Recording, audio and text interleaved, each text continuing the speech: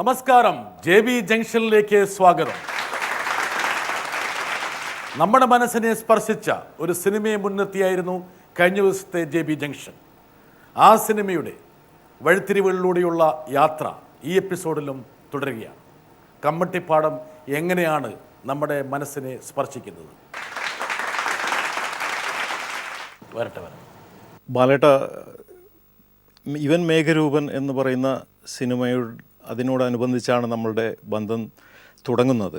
ബാലേട്ടൻ്റെ സ്വഭാവത്തിൽ വളരെ പോസിറ്റീവായിട്ട് ഞാൻ കാണുന്ന ഒരു കാര്യമുണ്ട്. കാരണം ഒരു മിഡിൽ ക്ലാസ് ബാക്ക്ഡ്രോപ്പ് എന്ന് വരുന്ന നമ്മളെപ്പോലെയുള്ള പലർക്കും കേരളത്തിൽ ഒരുപാട് മോശപ്പെട്ട അനുഭവങ്ങളും അവഹേളനങ്ങളും പരാജയമൊക്കെ കഴിഞ്ഞിട്ടാണ് നമ്മൾ കയറി വരുന്നത്. ബാലേട്ടൻ്റെ ഏറ്റവും പോസിറ്റീവായിട്ടുള്ളൊരു കാര്യം എന്ന് പറഞ്ഞാൽ അങ്ങനെയുള്ള അനുഭവങ്ങളെ വളരെ സരസമായി പറഞ്ഞ് അതിനെ അതിജീവിക്കാനുള്ളൊരു കഴിവ് ബാലേട്ടനുണ്ട്. അതിപ്പം ബാലേട്ടൻ ഇതിനു മുമ്പ് കണ്ടിട്ടുള്ള ഫിലിം മേക്കേഴ്സ് ആണെങ്കിലും ഡയറക്ടേഴ്സ് ആണെങ്കിലും നാടകരംഗത്തെ ആൾക്കാരാണെങ്കിലും ഒക്കെ അവർക്കൊക്കെ ഈ ഒരിക്കലും ഇത് ബാലേട്ടനോട് ചെയ്തുകൂടായിരുന്നു എന്ന് തോന്നിക്കുന്ന വിധത്തിലാണ് ബാലേട്ടൻ പിന്നീട് അതിനെപ്പറ്റി പറയുമ്പോൾ നമുക്കൊക്കെ ഫീൽ ചെയ്യുന്ന ഒരു കാര്യം. ഹോളിവുഡ് ചിത്രമായ ഗാന്ധിയിൽ അഭിനയിക്കാൻ വേണ്ടിയിട്ട്, അതും ഒരുപാട് നാടകവും സ്റ്റാനിസ്ലോവ്സ്കിയും പല മെത്തഡോളജിയിലുള്ള അഭിനയമൊക്കെ പഠിച്ചിട്ടുള്ള ഡ്രാമ സ്കൂളിലെ കുറേ ആൾക്കാരെ ആ സിനിമയിൽ അഭിനയിക്കാൻ വേണ്ടി കൊണ്ടുപോയിട്ടുണ്ട്. ആ അനുഭവം ബാലേട്ടൻ സരസമായിട്ടുള്ളൊരു അനുഭവമാണ്. അത് പ്രേക്ഷകർക്ക് വേണ്ടി ഒന്ന് പറയാമോ? ഇത് ഞാൻ ഒരിടത്ത് ഒരുപാട് സ്ഥലത്ത് വിറ്റ് കാശാക്കിയിട്ടുമുണ്ട് സരസമായ കാര്യം. അന്ന് ഈ നാഷണൽ സ്കൂൾ ഓഫ് ഡ്രാമ, നമ്മളൊരു കറുത്ത ദൈവത്തെ തേടി എന്നുള്ള ജി ശങ്കരപ്പിള്ള സാറിൻ്റെ ഒരു നാടകം അന്ന് വളരെ പ്രശസ്തമായിരുന്നു. അപ്പോൾ അതും കൊണ്ട് ഡൽഹിയിൽ അവതരിപ്പിക്കാൻ പോയിട്ട് ഞങ്ങൾ NSDയുടെ ഒരു ഹോസ്റ്റലിലാണ് താമസിക്കുന്നത്. അപ്പോൾ അവിടെ വെച്ചാണ് പല ആൾക്കാരെയും കാണുന്നില്ല. ഒരു ദിവസം നോക്കിയപ്പോൾ നമ്മുടെ കൂടെ വന്ന പല സഹപാഠികളെയൊന്നും കാണുന്നില്ല. വൈകുന്നേരം ആയപ്പോൾ യവന്മാരെല്ലാം ഭയങ്കര ആഹ്ലാദത്തിൽ വന്ന് പറയുക, ഞങ്ങൾ ഇന്ന് രാവിലെ NSD എന്നൊരു വണ്ടി പോയപ്പോൾ ഞങ്ങൾ ഹരിയാനയുടെ ബോർഡറിലേക്ക് പോയി. അവിടെ ആറ്റൻബറോയുടെ ഗാന്ധി സിനിമയുടെ ഇതും ഷൂട്ടിംഗ് നടക്കുകയാണ്. അപ്പോൾ അത് പോയപ്പം ഭയങ്കര രസമാണ് പാലേട്ടാ. കാര്യം നമുക്ക് അശോക ഹോട്ടലിൽ നിന്നുള്ള ഫുഡ് ഇത് ഏറ്റവും വൈകുന്നേരം തിരിച്ചു വരുമ്പോൾ 75 രൂപയും നമുക്ക് കിട്ടും. ഭയങ്കര കോളാന്നൊക്കെ പറഞ്ഞു. ഞാൻ പോയി, എടാ നിങ്ങൾ എന്നിട്ട് എന്നെ ഒന്നും അറിയിച്ചില്ലല്ലോ, അത് നമുക്ക് നാളെ പോകാമെന്ന് പറഞ്ഞ് അടുത്ത ദിവസം രാവിലെ ഇതുപോലെ ബസ് വന്ന് നല്ല തണുപ്പൊക്കെയാണ്. എല്ലാം കൂടെ പല്ലവൻ്റെയൊക്കെ ഷൂസും ഒക്കെ എടുത്തിട്ടാണ് ഈ ഡൽഹിയിലേക്ക് എത്തിയിരിക്കുന്നത്. അവിടുന്ന് ഈ വണ്ടിക്കകത്ത് കയറി ഈ ഹരിയാന ബോർഡറിൽ ചെന്ന് ഇറങ്ങുമ്പോൾ നമുക്ക് ആരെയും കാണാൻ പറ്റത്തില്ല. അങ്ങ് ഫോഗാണ്, അങ്ങ് നിൽക്കുക. പക്ഷെ നമുക്ക് ചില സ്മെല്ലൊക്കെ ഇങ്ങനെ കിട്ടും, ഒട്ടകത്തിൻ്റെ, കാളയുടെ, കോഴിയുടെ, പശുവിൻ്റെ. കുറേ കഴിയുമ്പോഴാണ് ഈ വലിയ ഒരു ഏരിയ, എത്രയോ ഏക്കർ ഏരിയ മുഴുവൻ ഒരു ഹില്ലേരിയ, താഴ്വാരങ്ങളും ഒക്കെ ആയിട്ടുള്ള സ്ഥലമാണ്. ഇവിടെ മുഴുവൻ ഇന്ത്യയുടെ ഒരു അടരങ്ങനെ നിൽക്കുക. ഗ്രാമവും എല്ലാം, സ്ത്രീകൾ, വൃദ്ധന്മാർ, കുഞ്ഞുങ്ങൾ, കുഞ്ഞുകുട്ടി പരാധീനങ്ങൾ എന്ന് വേണ്ട സർവ്വ ജീവജാലങ്ങളും ഒക്കെ ഇവിടെ ഇങ്ങനെ അണിഞ്ഞു നിരത്തി വെച്ചിരിക്കുക. അവിടെ എടുക്കുന്നത് ഈ ഇന്ത്യ പാകിസ്ഥാൻ വിഭജനം രംഗമാണ് ഷൂട്ട് ചെയ്യേണ്ടത്. നമുക്കറിയത്തില്ല ചെന്നത്. അപ്പം ഞങ്ങൾ ചെന്നിറങ്ങിയപ്പോൾ തന്നെ ഞങ്ങളെ ഓരോരുത്തരെയും ഒരുത്തം വന്ന് ഇങ്ങനെ നോക്കിയിട്ട് അവിടെ വെച്ച് തന്നെ വിഭജിക്കുന്നുണ്ട്. എന്നെ മുസ്ലിമാക്കി മാറ്റി, കൂടെ വന്ന വേറൊരുത്തനെ ഹിന്ദു ആക്കി മാറ്റി, പൊയ്ക്കോ എന്ന് പറഞ്ഞ് ഞാൻ അവിടെ വെച്ച് വിഭജനം തുടങ്ങുക. അപ്പം ഞാൻ അവനോട് പറയുന്നടാ, ഇനി എപ്പോൾ അതൊന്നും പറയാൻ പറ്റത്തില്ല, പൊയ്ക്കോ എന്ന് പറഞ്ഞാൽ നമ്മൾ ഇങ്ങോട്ട് മാറുന്നു അങ്ങോട്ട് മാറുന്നു. ഒരു കൂടാരത്തിൻ്റെ അടുക്കി ചെല്ലുമ്പം നമ്മുടെ ഡ്രസ്സെല്ലാം അവിടെ ഊരിയിട്ടിട്ട് എനിക്ക് വേറെ ഈ കുർത്തായും മുസ്ലിം ഇതൊക്കെ കെട്ടണം, തൊപ്പി ഇതൊക്കെ എനിക്ക് തരുന്നു. 3 ടോക്കണും തരും. അപ്പോൾ നമ്മളോട് അപ്പോഴേ പറയും, ഈ ടോക്കൺ കളയാൻ പാടില്ല. ഭക്ഷണത്തിൻ്റെ രാവിലെ ബ്രേക്ക്ഫാസ്റ്റിനുള്ളത്, ഉച്ചയ്ക്കുള്ളത്, ഏറ്റവും അവസാനം അവിടുന്ന് ഒരു ടോക്കൺ തരും. അത് നിങ്ങൾ കൊണ്ടുവന്ന് ഇവിടെ തന്നാലേ നിങ്ങളുടെ ഒറിജിനൽ ഡ്രസ്സൊക്കെ തിരിച്ചു വിടും. അതുകൊണ്ട് എപ്പോഴും ശ്രദ്ധ ഇതിലുണ്ടായിരിക്കണം, കളയരുതെന്ന് പറയും. അപ്പം നമ്മൾ ഇതൊക്കെ ഒരു പ്രത്യേക സ്ഥലത്ത് വെച്ച് പോകാതൊക്കെ ഉറപ്പിച്ച് വെച്ചിരിക്കുക. എന്നിട്ടിങ്ങനെ പാകിസ്ഥാനിലേക്ക് പോകേണ്ട മുസ്ലിങ്ങളെല്ലാം ഒരു സെറ്റ് ഇങ്ങനെ 10,000-15,000 ആൾക്കാരെ നിരത്തുന്നു. അവിടെ നിന്ന് ഇങ്ങോട്ട് നിരത്തുന്നു. കുറേ സമയമെടുക്കും. ഇതിനിടയ്ക്ക് ഈ ബ്രേക്ക്ഫാസ്റ്റ് വന്നപ്പോൾ ഒരു ടോക്കൺ കൊടുത്തു, ഓരോരുത്തർ വാങ്ങിച്ച് അത് കഴിക്കും, ഇവിടെ നിന്ന്. അപ്പോൾ എൻ്റെ മനസ്സിലൊന്നു വെച്ചാൽ, ഞാൻ ഈ സ്കൂൾ ഓഫ് ഡ്രാമയെ സ്റ്റാനിസ്ലാവ്സ്കി സിസ്റ്റമൊക്കെ പഠിച്ചിട്ട് പോയിരിക്കുക. അപ്പം മാജിക് ഈഫ് ഉപയോഗിക്കണം എന്ന് വെച്ചാൽ, ഞാനൊരു പാവപ്പെട്ട ഒരു കുടുംബത്തിലെ ഒരു മുസ്ലിം പയ്യനാണ് എങ്കിൽ ഞാൻ എന്ത് ചെയ്യണം? ഇതാണ് മാജിക് ഈഫ് എന്നുള്ളത്. എൻ്റെ ഉമ്മയും ബാപ്പയൊക്കെ ഹിന്ദുക്കൾ തല്ലിക്കൊന്നു എങ്കിൽ, എല്ലാത്തിൻ്റെ കൂടെ നമ്മൾ ഈ എങ്കിൽ ചേർക്കുമ്പം നമ്മുടെ ഉള്ളിൽ നിന്ന് വരേണ്ട ഒരു ആക്ടിങ് ഉണ്ട്. അപ്പം ഞാൻ വിചാരിച്ചു അതൊക്കെ ഇവിടെ ഉപയോഗിക്കേണ്ട സന്ദർഭമാണ്.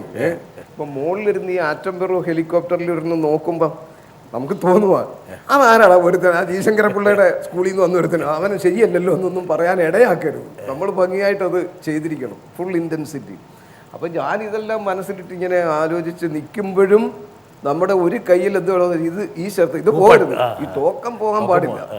അപ്പം ഒരു സന്ദർഭമായപ്പം ബിസിലടിയും ഈ വാക്കി ടോക്കിയൊക്കെ ഉപയോഗിച്ചിട്ട് പറഞ്ഞ് മൂവ് ചെയ്യാൻ പറയും. അപ്പം ഭയങ്കര അഭിനയമാണ്. ഒരു കുറേയൊക്കെ ഇങ്ങനെ പോകുമ്പം വയറുവേദന വരുന്നു, ഭയങ്കര പ്രശ്നങ്ങൾ, അതൊക്കെ കാണിച്ചപ്പോൾ എനിക്ക് പെട്ടെന്ന് എൻ്റെ ബുദ്ധി പ്രവർത്തി ഈ കോൺസെൻട്രേഷൻ ആൻഡ് അറ്റൻഷൻ എന്നൊരു പാഠം പഠിച്ചിട്ടുണ്ട്. കഥാപാത്രവുമായിട്ട് അങ്ങനെ ഭയങ്കര ചെയ്യുമ്പോഴും നമ്മുടെ ഒരു അറ്റൻഷൻ എവിടെ വേണം, ലൈറ്റിങ്ങിനെ കുറിച്ച് മറ്റു കാര്യങ്ങളെ കുറിച്ചൊക്കെ ഉള്ള അത് വേണം.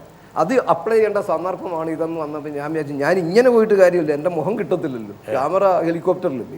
അപ്പം ഞാൻ ഭയങ്കര ഇപ്പം എൻ്റെ വിചാരം ബാക്കി എല്ലാവന്മാരും മണ്ടന്മാരാ, എനിക്ക് മാത്രമേ ഇത് അറിയാവൂ. ഞാൻ മുകളിലോട്ട് നോക്കി ഭയങ്കര വികാരാധീനായിട്ട് അഭിനയിക്കുമ്പോഴും ഒരു കൈ ഇവിടെ ടോക്കൺ, അത് ആർക്കും അറിയത്തില്ല, അത് എനിക്ക് മാത്രമേ അറിയാവൂ. ഇത് പോകാതിരിക്കാൻ മുറുകെ പിടിക്കുകയൊക്കെ ചെയ്ത് നിലത്ത് വീഴുന്നു, ഉരുളുന്നു. കുറേ കഴിഞ്ഞത് കട്ടാക്കി. ഞാൻ വിചാരിച്ചു ഫലിച്ചു, കുറേയൊക്കെ നമ്മൾ ചെയ്തിട്ടുണ്ട്.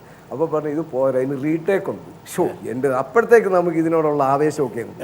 ഇനി തിരിച്ച് ഈ ഒട്ടകം, കാളവണ്ടി, കുതിരവണ്ടി എല്ലാം തിരിച്ചു കൊണ്ടുവന്ന് നിർത്തി 3-3.5-4 മണിക്കൂർ എടുക്കും ഇതൊന്ന് റീഅറേഞ്ച് ചെയ്ത് വരാൻ. ആ രണ്ടാമത്തെ ഭാഗം ചെയ്തപ്പോൾ ഞാൻ പിന്നെ ഇനിയിപ്പോൾ ഭയങ്കര ഭാവാഭിനയം നടക്കും, ഇവരെയൊക്കെ ആര് കാണാനാന്ന് പറഞ്ഞ ഒരു ഉഴപ്പ് ലെവലിൽ.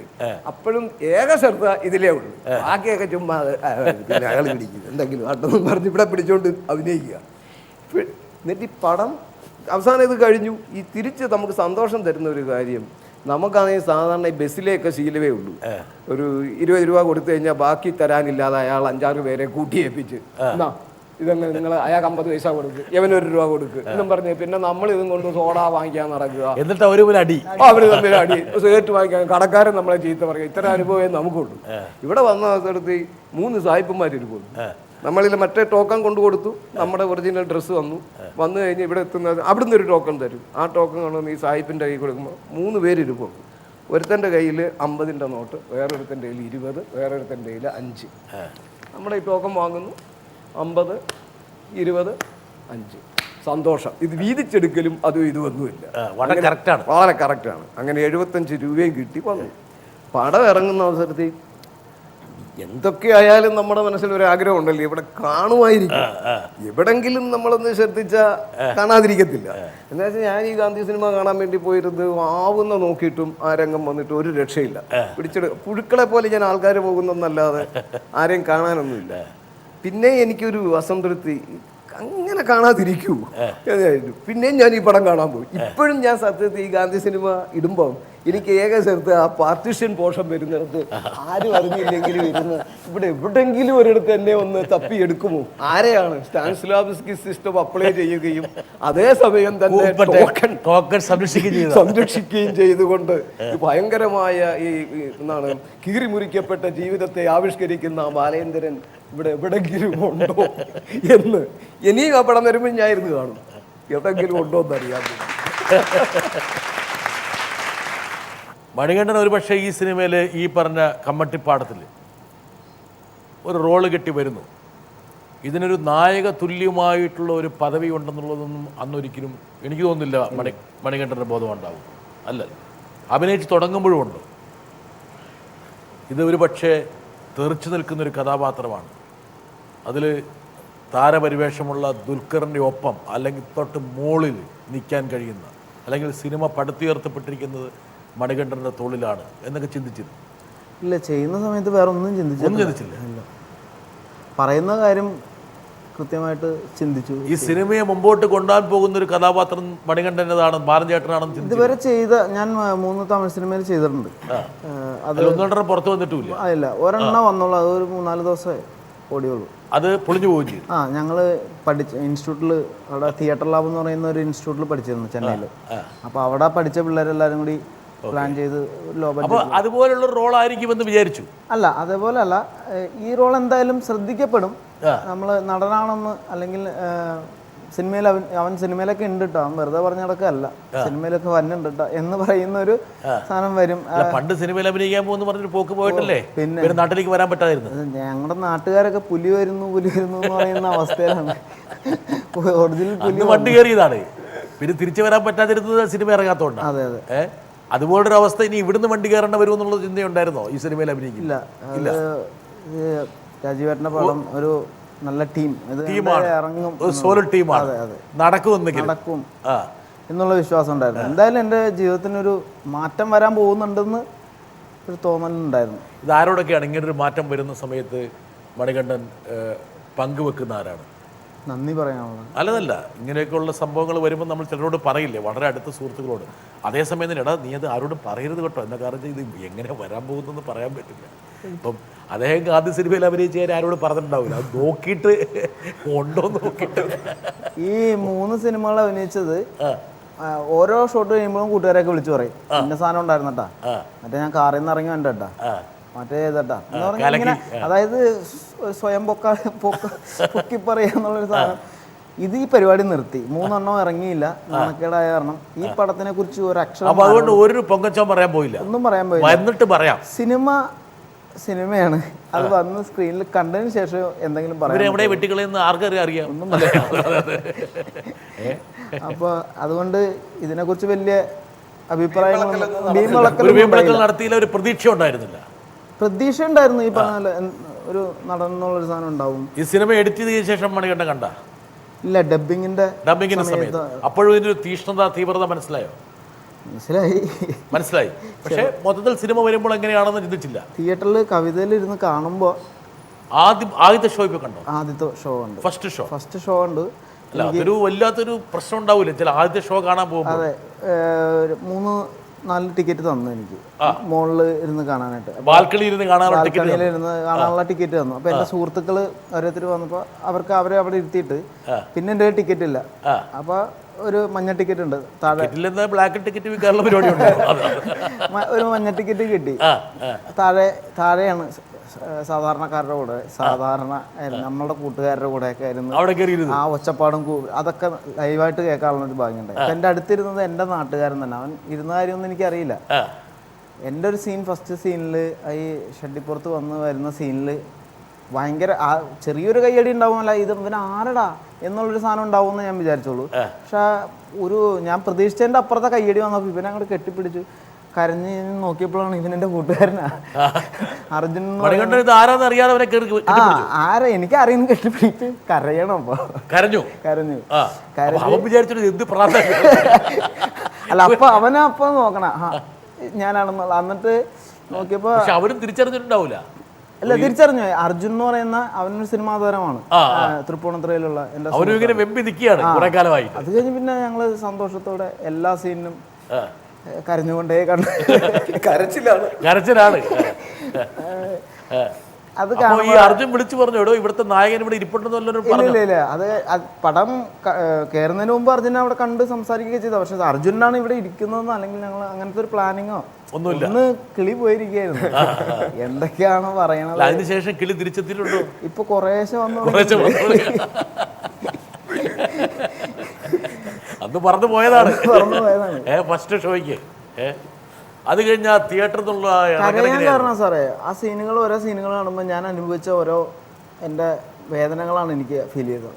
ഇപ്പം ഇടിക്കണടാന്ന് ചോദിക്കുമ്പോൾ എന്നെ എന്താ പറയുക, പല സ്ഥലങ്ങളിലും ഞാൻ പരിഹസിക്കപ്പെടുകയും, അല്ലെങ്കിൽ ഞാൻ സിനിമയിലധികം ചാൻസിന് വേണ്ടി കഷ്ടപ്പെട്ടിട്ടില്ല. പക്ഷെ നാടകത്തിൽ ജൂനിയർ ആർട്ടിസ്റ്റായിരുന്നു.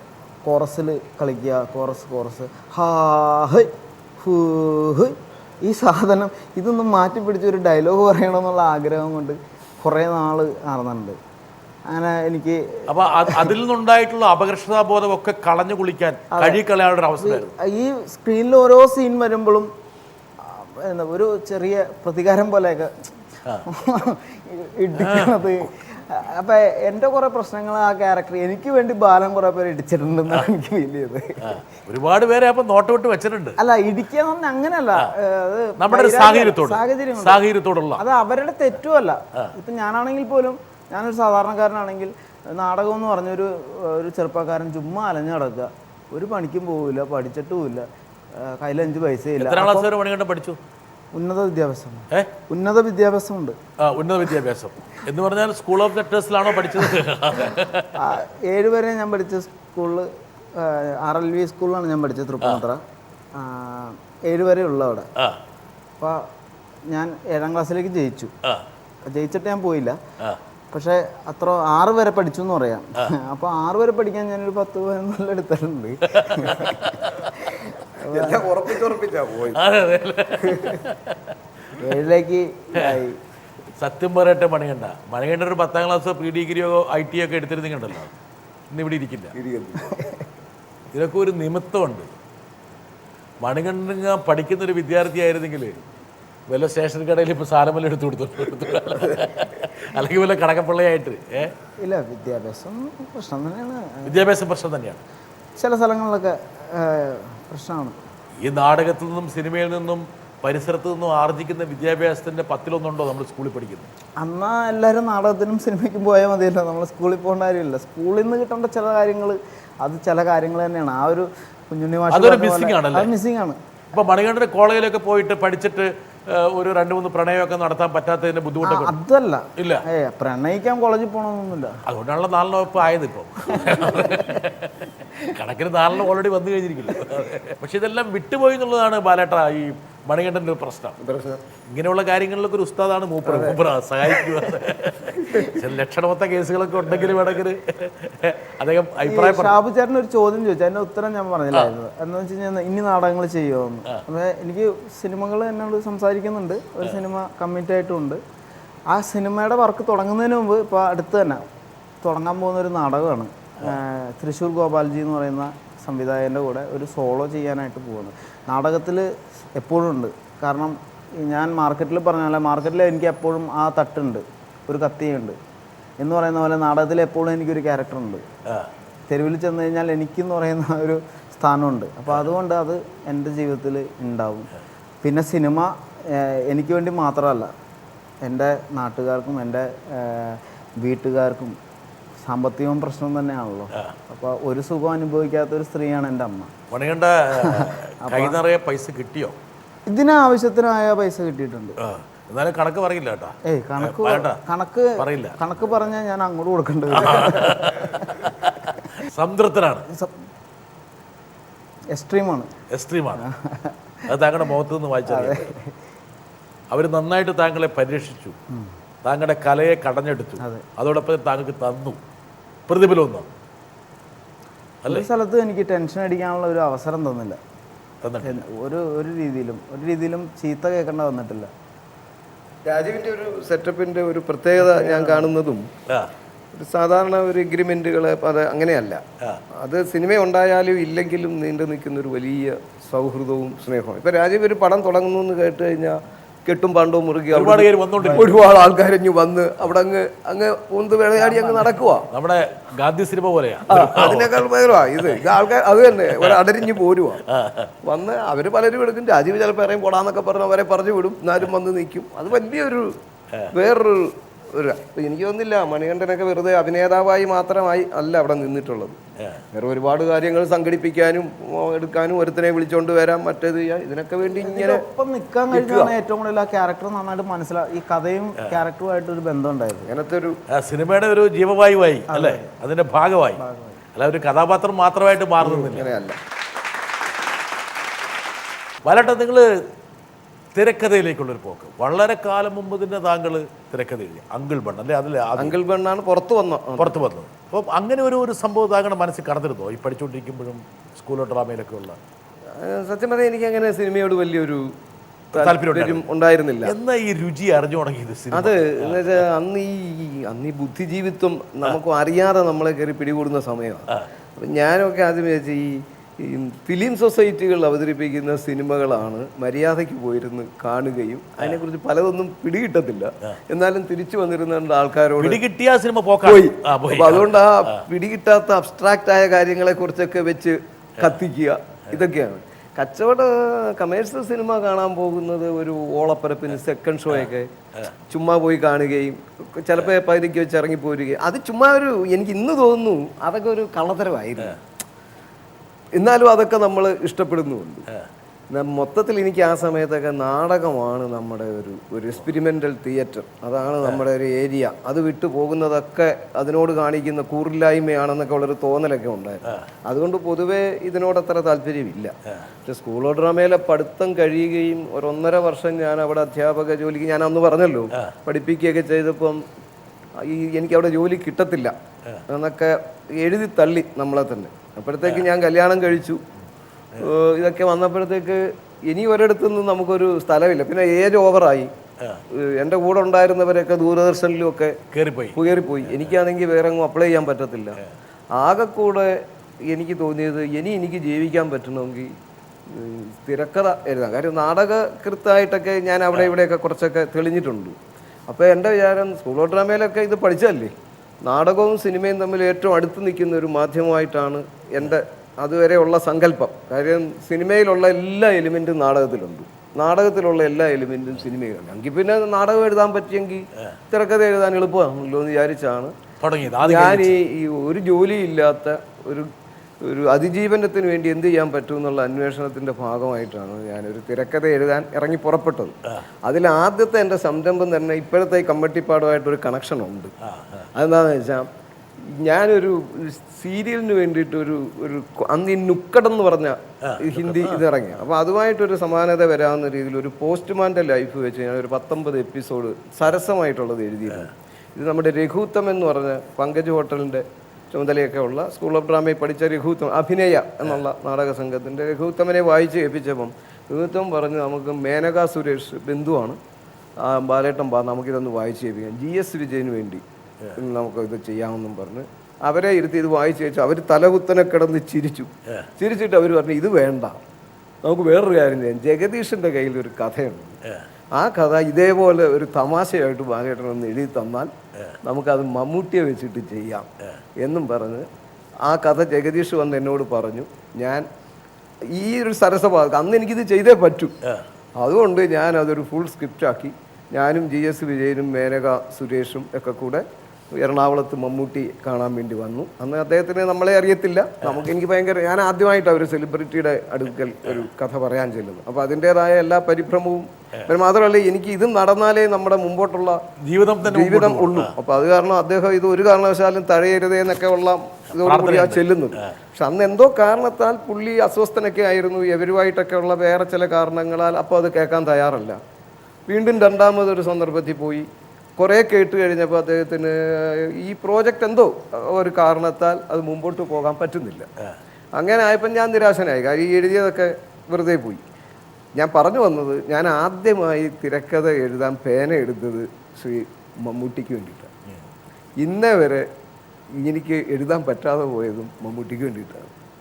എന്നാൽ കാലം കറങ്ങി വന്ന അവസരത്തിൽ ദുൽഖർ എന്ന് പറഞ്ഞ അദ്ദേഹത്തിൻ്റെ മകൻ മുഖ്യ കഥാപാത്രമായിട്ട് വരുന്ന ഒരു ഇതിൻ്റെ തിരക്കഥാരചനയിൽ വന്നെത്തിപ്പെടുകയും ചെയ്യുമ്പം ഞാൻ പറഞ്ഞില്ലേ, ചിലതൊക്കെ നമുക്ക് നടക്കാതെ പോകുമ്പോൾ ഉണ്ടാകാവുന്ന ഒരു നിരാശ നമ്മളിങ്ങനെ കൊണ്ട് നടന്നിട്ട് ഒരു ഘട്ടം വരുമ്പോൾ അത് കറങ്ങിത്തിരിഞ്ഞ് വേറൊന്നുമായിട്ട് കണക്ട് ചെയ്യുമ്പോൾ ഇതെന്ത് പരിപാടിയാടാവുക എന്ന് നമ്മൾ അതിശയിച്ചു. വെറുതെ അല്ല നിങ്ങളെക്കുറിച്ചൊരു ആക്ഷേപം, നിങ്ങൾ ന്യൂ ജനറേഷൻ്റെ ആളാണ്. പറയണ്ട ഗേർക്ക് മമ്മൂട്ടി എന്നുള്ള പിതാവല്ല, മകനുമായിട്ടാണ് ഭൂപ്രണ സിംഗ്. അങ്ങനെയാണ് ഒരു അതിശയം. ഞാൻ അന്തം വിട്ടുപോയി, ഇതെങ്ങനെ വന്ന്. ആദ്യമായിട്ട് ദുൽഖറിൻ്റെ അടുക്കൽ പോയി കഥ പറയാൻ രാജീവ് എന്നോട് പറഞ്ഞു, ഒരു അന്നയും റസൂലും ഒക്കെ ചെയ്യുന്നതിന് മുമ്പാണ്. അന്ന് ഞാൻ പോയി പറഞ്ഞപ്പം അദ്ദേഹം പറഞ്ഞു ഇത് ഉടനെ ഞാൻ ചെയ്യുന്നില്ല. കാര്യം എൻ്റെ സെക്കൻഡ് ഷോ എന്ന് പറഞ്ഞ പടം വന്നപ്പോൾ അതും ഇതുമായിട്ടൊക്കെ ഉടനെ ഞാനത് ചെയ്യുന്നത് ശരിയല്ല, നമുക്ക് പിന്നീടാകാം എന്ന് പറഞ്ഞു വിട്ടു. പിന്നെ നമ്മളും അത് മറന്നുപോയിരുന്നു. പിന്നീടാണ് അത് കറങ്ങി തിരിഞ്ഞ് 2-3 വർഷം കഴിഞ്ഞ് വീണ്ടും അത് ചെയ്യാം. എല്ലാം കൊണ്ട് 5-6 വർഷം എടുത്തല്ലേ? എടുത്തു. പക്ഷെ ഇത് സിനിമ ആകുമെന്നുള്ള ഒരു ഉറപ്പും താങ്കൾക്കുണ്ടായിരുന്നില്ല? ഒന്നുമില്ല. ഇതിപ്പം ഞാൻ പറഞ്ഞില്ലേ, രാജീവിന് ഈ സിനിമ വിട്ടുള്ള ഒരു സൗഹൃദം ഇങ്ങനെ പോകുന്നതുകൊണ്ട് ഇടയ്ക്ക് ഞങ്ങൾ വയനാട്ടിലും അവിടെ ഇവിടെയൊക്കെ പോയി. ഇപ്പോൾ അനുരാഗ് കശ്യപിൻ്റെ ഒരു പടത്തിൻ്റെ ഷൂട്ട് കഴിഞ്ഞ് വരുമ്പം എന്നാൽ നമുക്കൊന്ന് വയനാട്ടിൽ പോയിരിക്കാം, അവിടെ കുറേ കൃഷിയൊക്കെ ഉണ്ട് അവർക്ക്. അപ്പോൾ അവിടെ പോയിരിക്കുന്ന കൂട്ടത്തിൽ ഈ കൊച്ചി നടന്ന കാര്യങ്ങളും അതും ഇതൊക്കെ പറഞ്ഞ് രൂപപ്പെട്ടു വന്നതാണ്. അത് കുറേ വർഷം, അത് സിനിമയാക്കാൻ വേണ്ടിയിട്ടൊന്നുമല്ല, ചുമ്മാ ഈ കഥകളും സംഭവങ്ങളും ഒക്കെ പറഞ്ഞ് അതിൽ നിന്ന് വരുന്നതാണ്. ഞാനിതിൽ ഈ ദുൽഖറിൻ്റെ ഒരു പ്രത്യേകത ഞാൻ കണ്ടത്, അദ്ദേഹം എന്തുകൊണ്ടാണ് അത് വേണ്ടാന്ന് വെച്ചു എന്ന് വെച്ചാൽ എനിക്ക് പിന്നീട് മനസ്സിലായി. കാര്യം എല്ലാം കയറി ഒരു സേഫ് സോണിൽ ഇരുന്നുകൊണ്ട് കളിക്കാൻ നിൽക്കാതെ അതിനെ കുറച്ച് അങ്ങനെ വിട്ട് തന്നെ എങ്ങനെ വളർത്തിയെടുക്കാമെന്നുള്ളതിൻ്റെ ഒരുപക്ഷെ അന്ന് ദുൽഖർ ആ സിനിമ ചെയ്തിരുന്നെങ്കിൽ എനിക്ക് തോന്നുന്നു. ചിലപ്പോൾ ആ സിനിമ ക്ലിക്ക് ചെയ്യില്ല. എനിക്കും തോന്നുന്നു. കാര്യം അദ്ദേഹം പിന്നെ ഞാനെന്നുള്ള പടം ചെയ്യാൻ പോകുന്നു, പിന്നെ ചാർലി ചെയ്യാൻ പോകുന്നു, ഇങ്ങനെ ഓരോന്നും എടുക്കുന്ന ആ സിനിമകളുടെ ഒരു പശ്ചാത്തലമാണ് ഈ സിനിമയ്ക്ക് ഒരു മെഴുവ് എടുത്തത്. മാത്രമല്ല ഇതിലെ കഥാപാത്രം ഞാൻ പറയാം, ഇപ്പം മണികണ്ഠൻ്റെ ആയാലും നമ്മുടെ വിനായകൻ്റെ ഒക്കെ ആയാലും ആക്ടിവിറ്റീസും ആക്ഷൻസും വളരെ കൂടുതലുള്ളത്. ഇയാളൊരു സാക്ഷിയാണ് ഈ കഥാപാത്രം.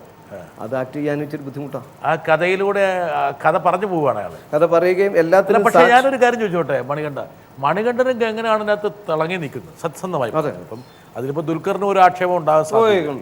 യഥാർത്ഥത്തിൽ ഒരു സ്റ്റാർ പരിവേഷമുള്ള ഒരാളിലിപ്പം അത് സ്വീകരിക്കണമെന്നില്ല.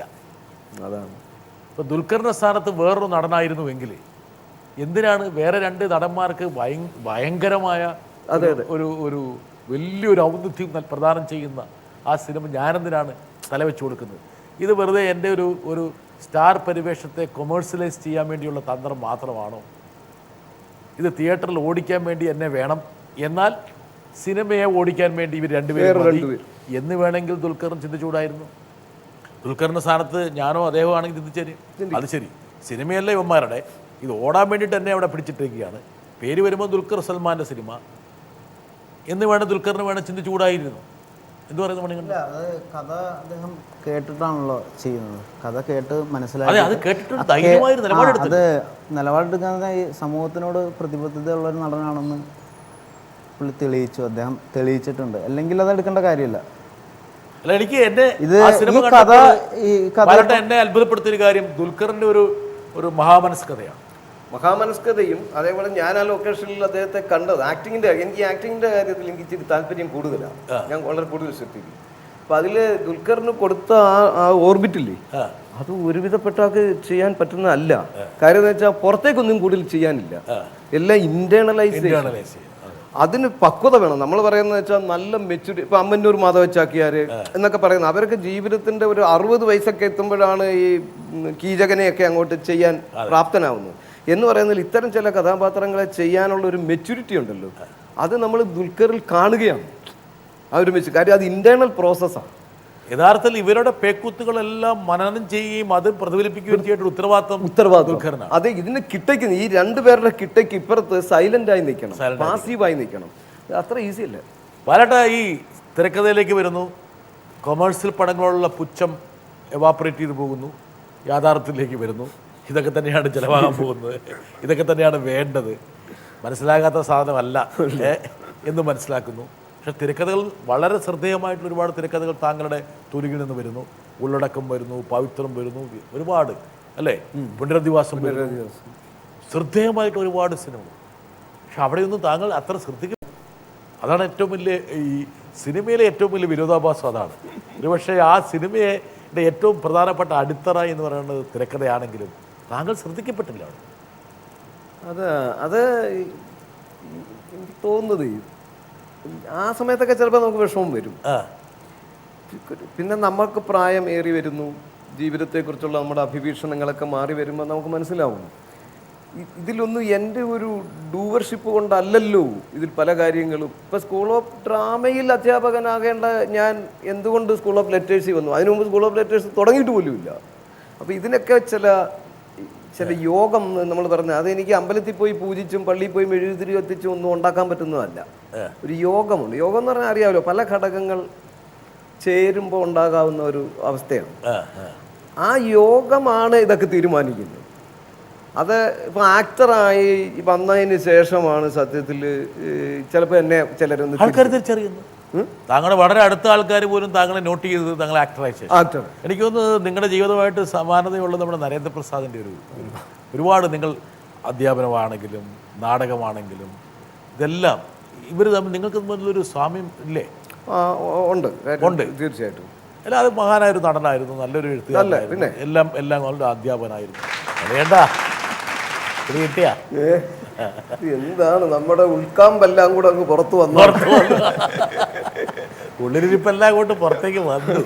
ഒരു കഥാപാത്രം വേണ്ടി വന്നു അദ്ദേഹത്തെ അനാവരണം ചെയ്യാൻ വേണ്ടി. മണികണ്ഠൻ വിചാരിക്കുക ആള് മോശക്കാരനല്ല. ഈ കഥാപാത്രമാണ് ഒരു പക്ഷേ താങ്കളുടെ ഏറ്റവും ശ്രദ്ധിക്കപ്പെട്ടൊരു കഥാപാത്രമായി മാറും. അതിനുശേഷം ഒരുപാട് കഥാപാത്രങ്ങൾ വന്നു. ഈ തിരക്കഥകളൊക്കെ എഴുതി ഒരുപാട് നല്ല സിനിമകൾക്ക് അടിത്തറ പാകിയെങ്കിൽ പോലും താങ്കൾ സ്ക്രീനിൽ വന്നു കൂടിയിട്ട് വേറൊരു ഡയമെൻഷൻ കോര ഒരു വഴിത്തിരി വരും. ശരിയാ.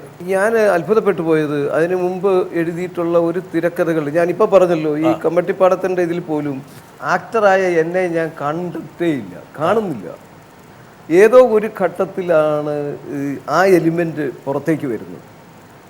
എനിക്ക് വേണമെങ്കിൽ പവിത്രത്തിൽ എന്തുകൊണ്ട് എനിക്കൊരു നല്ല കഥാപാത്രത്തെ എഴുതാൻ തോന്നിയില്ല, എന്തുകൊണ്ട് ഉള്ളടക്കത്തിൽ എഴുതാൻ തോന്നിയില്ല, എന്തുകൊണ്ട് അങ്കിൾ ബണ്ണിൽ എഴുതിയില്ല, എന്തുകൊണ്ട് ഒന്നിലും പുനരധിവാസത്തിൽ എഴുതിയത് എനിക്ക് വേണ്ടിയല്ല, ഒടുവിൽ ഉണ്ണികൃഷ്ണന് വേണ്ടിയിട്ട് എഴുതി വെച്ചിട്ട് അദ്ദേഹത്തെ കിട്ടാതായപ്പം വി കെ പ്രകാശ് എന്നോട് എന്നാൽ ഇനി ബാലേട്ടൻ അതങ്ങ് ചെയ്യെന്നും പറഞ്ഞ് ചെയ്യിക്കുകയായിരുന്നു.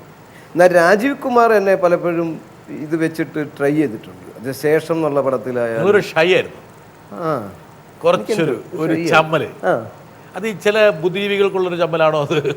അല്ല, നമ്മൾ അതിന് ഒന്നാമത്തെ കാര്യം എനിക്ക് എന്നെ കുറിച്ചുള്ള ഈ പറഞ്ഞ പോലെ ഒരു ഇതാണ്. കാര്യം നമുക്ക് ആ ഒരു നടൻ എന്നുള്ള സങ്കല്പം പണ്ട് തൊട്ടേ നമ്മുടെ മനസ്സിൽ നല്ല ഒരു 6 അടി പൊക്കം. അധ്യാപകന്റെ ഹാങ് ഓവറോടെ വന്നോ? അതും ഉണ്ടാവും. ഇതെല്ലാം ഉണ്ട്. പല കാര്യങ്ങളും കൂടെ ചേർന്ന് നമ്മളെ പിള്ളേരൊക്കെ ഈ സിനിമ കാണുമ്പോൾ ഇയാൾ ഈ ഗോഷ്ടി കാണിക്കാൻ പോകുന്നു എന്നുള്ള അങ്ങനെയൊക്കെയുള്ള പല ഘട്ടങ്ങൾ. എവിടെ വെച്ചിട്ട് അറപ്പ് മാറിയത്? അത് മാറിയത് ഇപ്പൊ 2012 സ്കൂൾ ഓഫ് ലിറ്ററേച്ചർ ഇന്ന് വിട്ട് കഴിഞ്ഞപ്പോ തൊട്ട് റിട്ടയർമെന്റ് ആയി. അപ്പോഴത്തേക്ക് പിന്നെ നമുക്ക് വീട്ടിലിരിക്കാൻ അവസരമില്ലല്ലോ, ഇനി പോരുമല്ലേ. അവിടെ പിന്നെ അങ്ങ് ഒന്നും രണ്ടും നോക്കേണ്ട കാര്യമില്ല. നീ കിട്ടുന്ന കഥാപാത്രത്തിന്റെ അങ്ങ് ഖനനം ചെയ്ത് അങ്ങ് പോവുക എന്നുള്ളതാണ് മാക്സിമം. ആ അറപ്പൊക്കെ മാറി. അതുകൊണ്ടാണല്ലോ ഈ കോരയായിട്ട് അങ്ങനെ ചെയ്തത്. പിന്നെ ചെയ്യുമ്പോ നമുക്കറിയത്തില്ല, ചെയ്ത് കഴിഞ്ഞ് വരുമ്പോഴാണ് നമ്മൾ ഇതൊക്കെ നമ്മളിൽ നിന്ന് ഇങ്ങനെ സംഭവിച്ചോ എന്ന് നമുക്ക് തോന്നുന്നത്. കമ്മട്ടിപ്പാടത്ത് ദുൽഖറിന്റെ പിതാവായിട്ടാണ് അദ്ദേഹം വന്നത്. എനിക്ക് തോന്നുന്നു ആ കമ്മട്ടിപ്പാടത്തെ പ്രദാനം ചെയ്യുന്ന എല്ലാ ആൾക്കാർക്കും പ്രത്യേക ഒരു പ്രത്യേക സംഭവം ഉണ്ടായിരുന്നു അല്ലേ? അത് വളരെ പ്രധാനപ്പെട്ട ഒരു സംഭവമാണ്. വരട്ടെ. ബാലേട്ടൻ കമ്മട്ടിപ്പാടത്തിൽ അഭിനയിച്ചുകൊണ്ടിരിക്കുമ്പോൾ രാജീവ് രവി ബാലേട്ടനൊരു വലിയൊരു പണി നൽകി എന്ന് പറഞ്ഞു കഴിഞ്ഞാൽ പല ജനറേഷനായിട്ട് പല കാലഘട്ടത്തിലായിട്ടാണല്ലോ അതിൽ. ബാലേട്ടൻ്റെ താടിയൊക്കെ വെട്ടിച്ചുരുക്കി കറുത്ത നിറം കൂടി കൊടുത്തപ്പോഴത്തേക്കും സിംഹത്തിന് സട നഷ്ടപ്പെട്ട പോലുള്ളൊരു കാര്യമായി. ഞാൻ ആദ്യമായിട്ട് ബാലേട്ടനെ ആ രൂപത്തിൽ കാണുന്നത് ഈറ്റ് ഫോക്കിൽ international theatre festival of Kerala തൃശ്ശൂരിൽ നടക്കുമ്പോഴാണ്.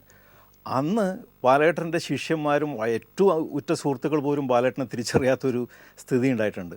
വളരെ രസകരമായിട്ടുള്ള പല അനുഭവങ്ങളും ബാലേട്ടൻ അതിൻ്റെ അനുബന്ധിച്ചിട്ടുണ്ടായിരിക്കാം. അങ്ങനെയുള്ളൊരു അനുഭവം പറയാമോ? സത്യം പറഞ്ഞാൽ ഈ താടി ഞാൻ BEd പഠിക്കുമ്പോൾ അന്നത്തെ കാലത്ത് കർമ്മലാറാണി ട്രെയിനിങ് കോളേജ് കൊല്ലത്ത്, അവിടെയാണ് പഠിക്കുന്നത്. അവിടെ നമുക്ക് ഭയങ്കര ഇൻഫീരിയോറിറ്റി കോംപ്ലക്സ് ഉണ്ട്. കാര്യം അത് 120 സീറ്റാണ്. അതിൽ ഏതാണ്ട് ഒരു 90ഓളം പെൺകുട്ടികളാണ്. ബാക്കി കുറേ പേര് അച്ഛന്മാരും ബ്രദേഴ്സും.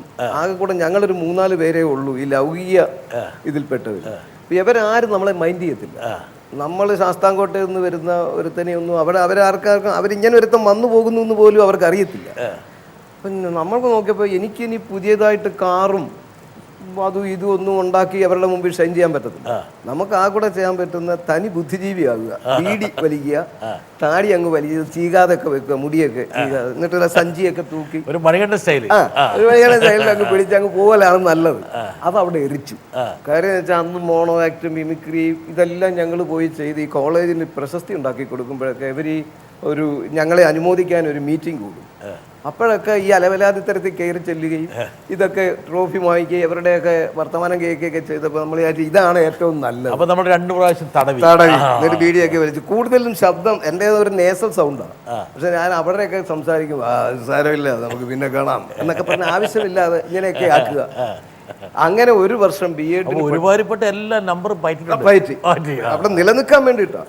ആ ഒരു വർഷം കഴിഞ്ഞ് അമ്മ ഇടയ്ക്കിടയ്ക്ക് എന്നോട് ചോദിക്കുമായിരുന്നു, പക്ഷെ എന്തിനാടാ നീ ഒരു തരമില്ല കാമുകന്മാർ വളർത്തിക്കൊണ്ട് നടക്കുന്നതല്ല, നിനക്ക് വേറെ ജോലിയില്ലേ വൃത്തികെട്ടവനെ എന്നൊക്കെ അമ്മ വഴക്കുക. ഈ BEdന്റെ കോഴ്സ് കഴിഞ്ഞപ്പോൾ ഞാൻ ആദ്യം ചെയ്തത് ഈ താടി അങ്ങ് എടുക്കുക.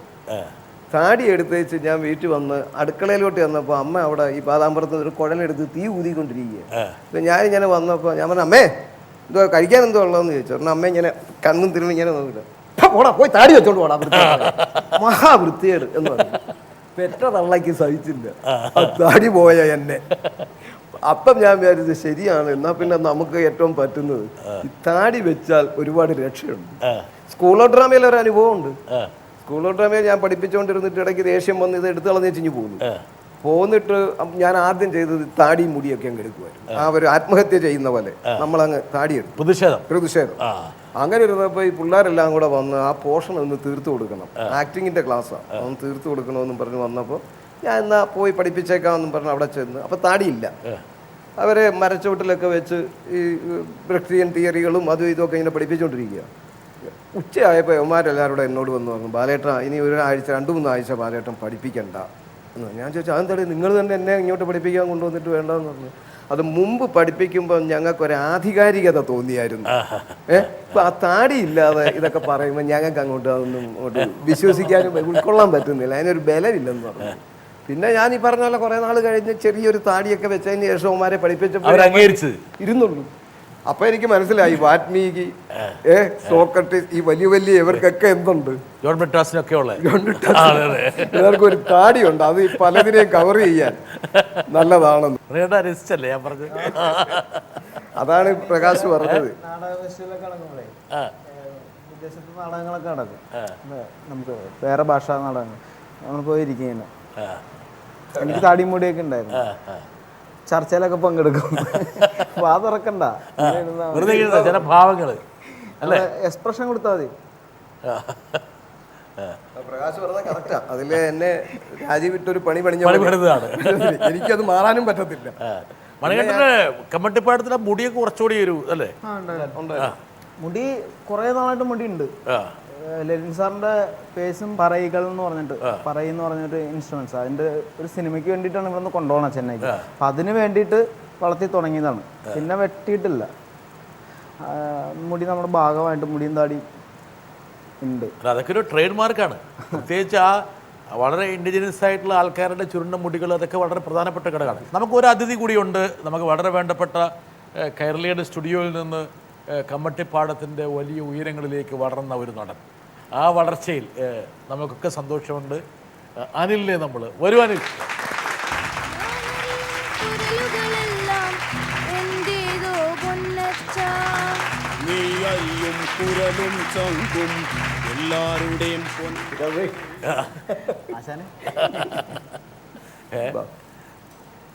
ഈ ഒരു വില്ലന് വേണ്ട പല ചേരുവകളും ഈ അനിലിനുണ്ട് എന്നുള്ള കാര്യം ഞാൻ പണ്ട് തിരിച്ചറിഞ്ഞിരുന്നതാണ്. പക്ഷേ ബാലേട്ടനപ്പോഴാണ് തിരിച്ചറിഞ്ഞത്.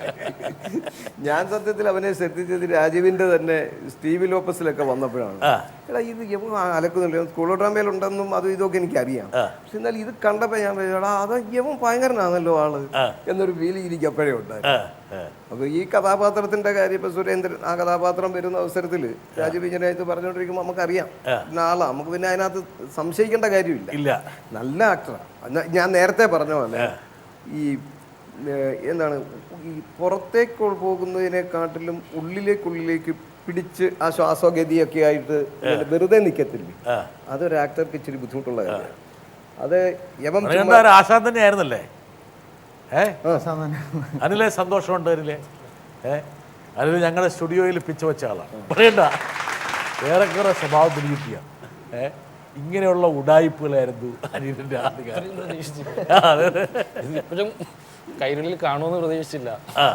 അനിലിനെ നമ്മൾ കടഞ്ഞെടുത്തതാണ്. അങ്ങനെ അതിന് വലിയ സന്തോഷമുണ്ട്. എന്താ കാരണം വെച്ചാൽ വളരെ നല്ലൊരു സിനിമയിൽ നല്ലൊരു റോള് മാത്രമല്ല, ആ റോളിനോട് പരിപൂർണമായിട്ട് നീതി പുലർത്തി. എന്ത് തോന്നുന്നു ഇപ്പോഴും? സന്തോഷം. ഇതിവിടെ ഒന്നും ഇരിക്കാത്തല്ലോ ജെബി ജംഗ്ഷനിൽ. ഞാനത് പറയാൻ വരുമായിരുന്നു. ബാലേട്ടനെ മണിവണ്ണനെ കൂടെ ആകുമ്പോൾ ഇരട്ടി മധുരമാണ്. ഞങ്ങളെ ചേട്ടനാണല്ലോ സ്കൂൾ ഓഫ് ഡ്രാമ. അല്ല, ബാലേട്ടനാണ് നിങ്ങൾ 3 പേരിൽ ഏറ്റവും ചെറുപ്പം, മനസ്സിലാക്കണം. അതെ, ഞങ്ങൾ ശ്രമിച്ചുകൊണ്ടിരിക്കുകയാണ്. ഞങ്ങൾ കോമ്പറ്റീഷൻ ബാലേട്ടനായിട്ടാണ്. ബാലേട്ടനൊക്കെ പ്രായം അങ്ങനെ കുറയ്ക്കാന്നുള്ള ഞങ്ങൾ. പക്ഷെ അതൊക്കെ വലിയ അപകടത്തിലേക്ക് എത്തി കേട്ടോ. അങ്ങനെ